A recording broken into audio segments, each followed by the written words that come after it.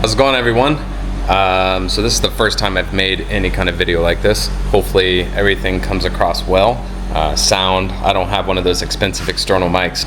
So what I'm going to do today is kind of show you my bike. I've never actually really shown a full overview of my bike.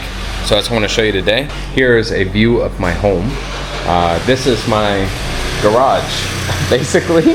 Carport, whatever you want to call it. I live in Bangkok in a very tight area. It's kind of mix a class of people. It's a townhouse. It's actually two townhouses that are connected together. So we got it like this. Car parked over here, motorbike here. That's my daily commuter, kid's car. And here's the bikes. I used to have more. I had to downsize. Basically sold titanium hardtail that I had, just didn't ride it much because I always go to my big bad boy enduro bike. And then I had my old YT Capra, which the frame is sitting over here on the shelf, ready to go to some lucky person who wants to build it up. Shocks, different parts, tools, things like this. As you can see, everything's quite tight. Got a spare 29-inch rear wheel, which I'll talk about soon. Front wheel, different things like that. Little knickknacks that have accumulated over time. So bikes we got, that's just the wife's cheap old hardtail from Decathlon. This is the bad boy, which I'll show you soon. This is my custom built, budget friendly, old dirt jumper, which I use for pump tracks and try to get into dirt jumping. This is the wife's Santa Cruz High Tower, which she's not riding much, and this is her BMX bike. So technically, the wife, who doesn't ride, actually has more bikes than me. Then over here, I got my kid's balance bike, and then once he can finally step up and start pedaling, we got this beautiful common style 14-inch hardtail, which is great. I can't wait until he starts riding this. I'm really excited that he will start riding it. I just keep waiting to the day he can do trails with me, but for now, it's a balance bike. He just can't seem to make the transition, but soon, one of these days. He's 4, maybe if he hits the 5 mark, he'll step up. We'll see. Well, let's get into it. I'll get the bike out, and then what I'm going to do is kind of show you the bike, but I'm also doing some maintenance because I'm going to be doing some trail building and riding tomorrow. Okay, we're all set up and ready. So here's the bike. So what I'm doing for you guys today, as you can see, got the POV going on. I'm sacrificing myself in, God, like 95, 100 degree weather. What's that, 35 degrees Celsius, something like that. Thailand, hot and humid. With not much airflow, except for this fan, which is blowing hot air. Simply to give you the best view possible. I find that using the chin mount, my full face, is always the best view for mountain bike videos. And maybe even for this, just reviewing a bike. So you can kind of see everything, what I do, what I can show you. So let's see how it goes. So this is the bike. So what it is, it's a 2025, 2024, not sure the exact year, I'd have to look up on the website. YT Capra Core 5, it's top of the line for the YT Capra. I was going to go with the mullet, but they were out of stock. So I ended up going with a full 29-inch bike. But you see there's a 27 on the back right now, which I'll explain soon. I visited back home with the family a few months ago. I had it shipped to my sister's. That was a whole ordeal.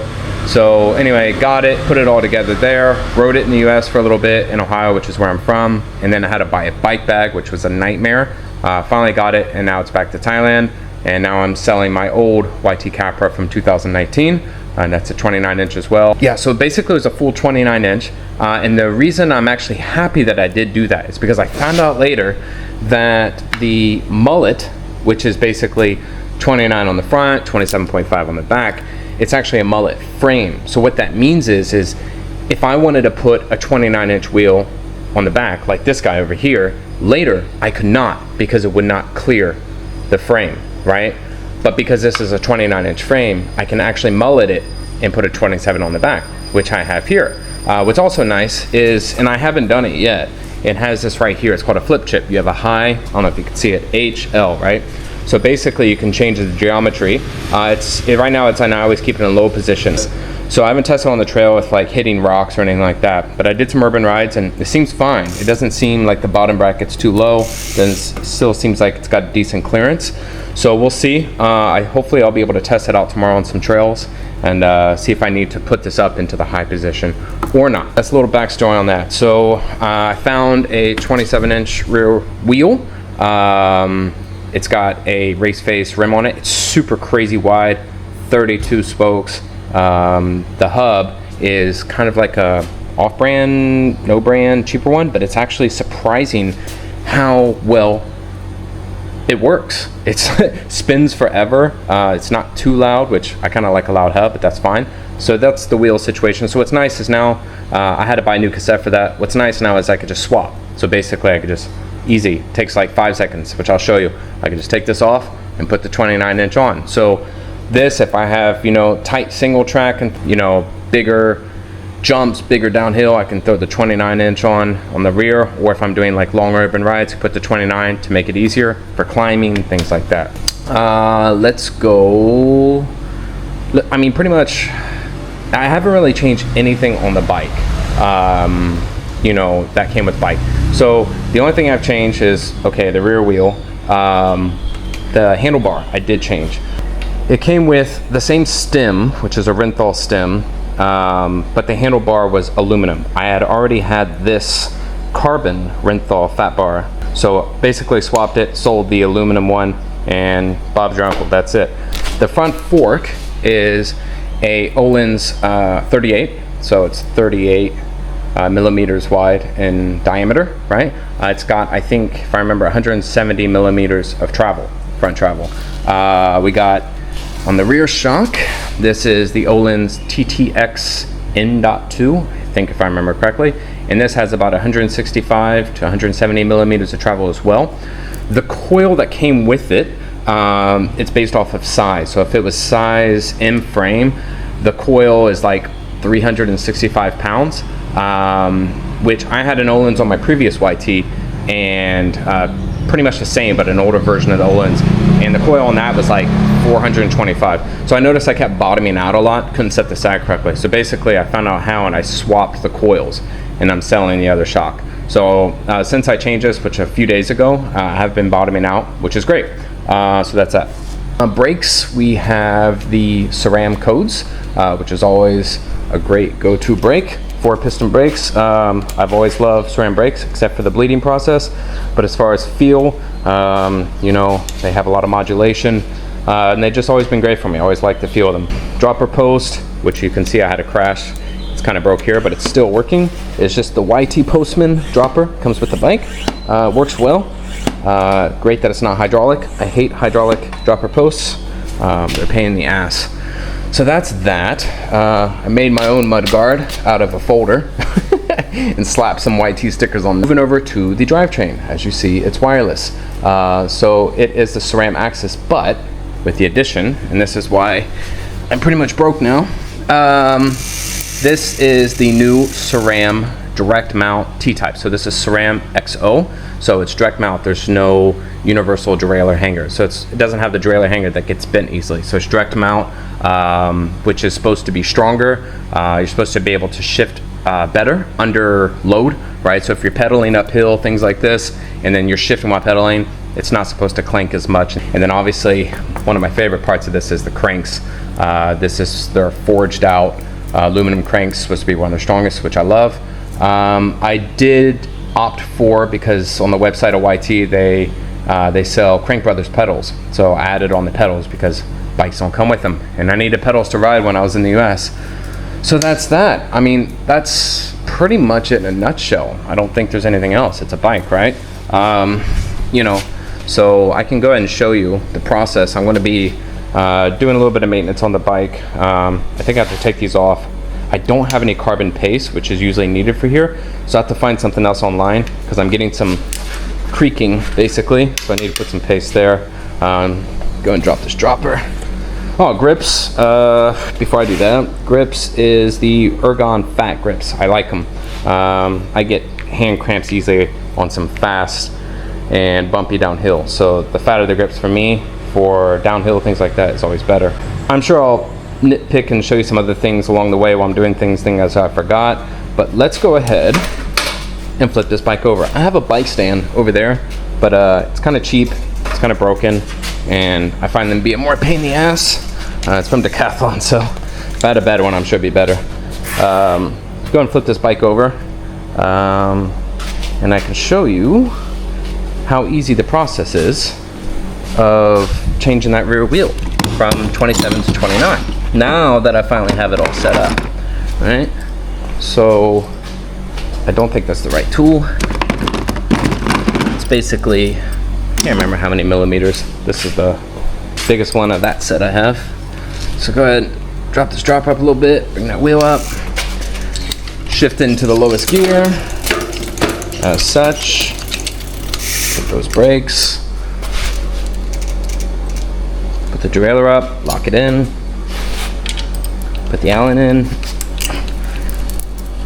take out that rear axle, swap it out, sit that 27-inch wheel to the side, bring the 29 over, and boom, easy.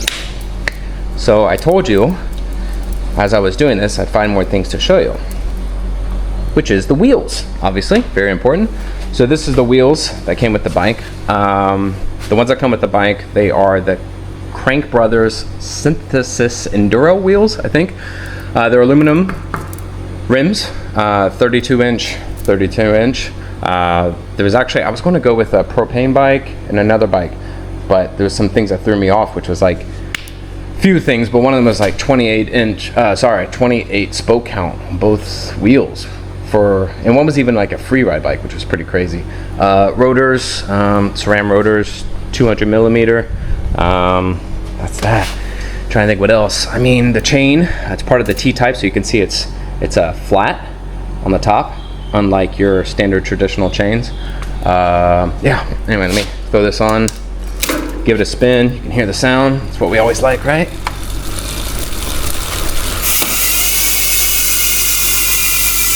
There we go. So now keep in mind, this is the more expensive wheel that came with the bike, 29 inch. And you can see, got good sound. It keeps rolling, does pretty good. So you see it's already starting to slow down. Already got some bevel in it.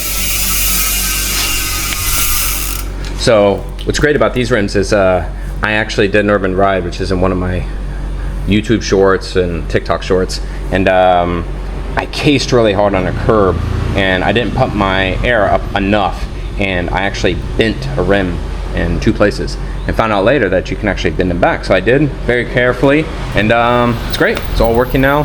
The tires sit, hold sealant, everything, so it's great.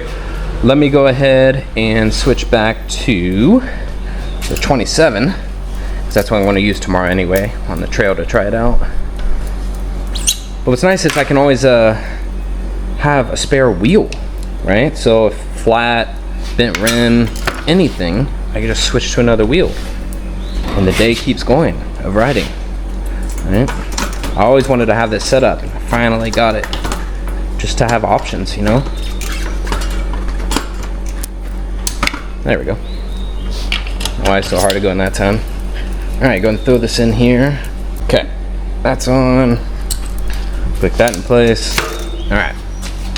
If you can see, their cassettes are a little different. It's more silver. This is the SRAM EXO cassette that came with the wheels. This I bought later here in Thailand, actually, from a distributor. It's a SRAM, still T-type, still the same, because they have to be T-type to work with the chain, to work with pretty much everything, even the cranks. It all has to be compatible. But this one is the GX, which is just a little bit lower model, which is why it's different in color as well. But anyway, let's give this a spin. Again, this is with the cheaper hub. Not as loud, but I'm surprised. This thing would just spin forever and just kind of kept going. So we'll see how well it holds up.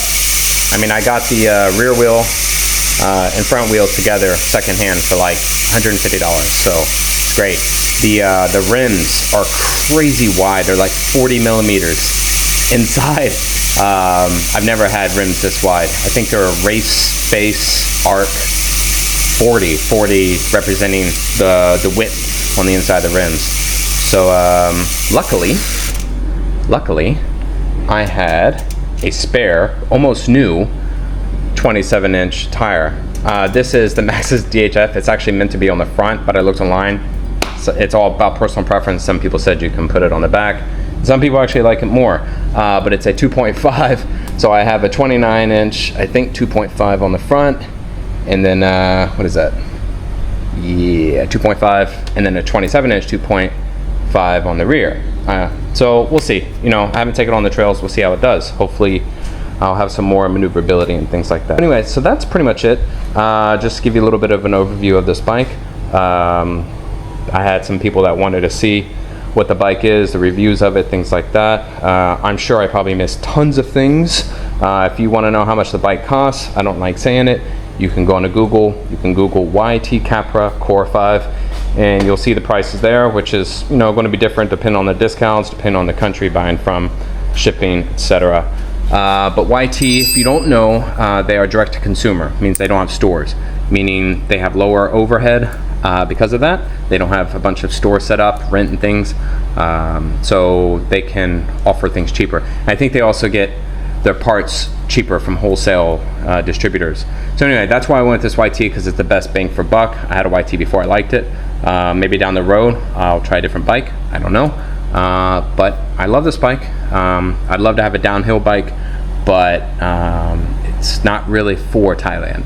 It's not really needed, and it's actually, an enduro bike is kind of the best for here, because no bike parks here, so pretty much everywhere you go, unless you have your own shuttle, you have to do a lot of climbing.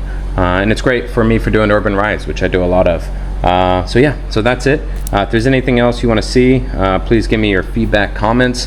Again, it's my first time doing this kind of video. I'll probably cut a lot of different things out, so it's not too boring. And let me know if there's anything that I should do different for these kind of videos. Yeah, thanks a lot for watching, and if you like this kind of videos that I do, whether it's the urban riding, downhill riding here in Thailand, free riding, exploring, or these kind of videos, and if you can, you know, like the video, subscribe, etc.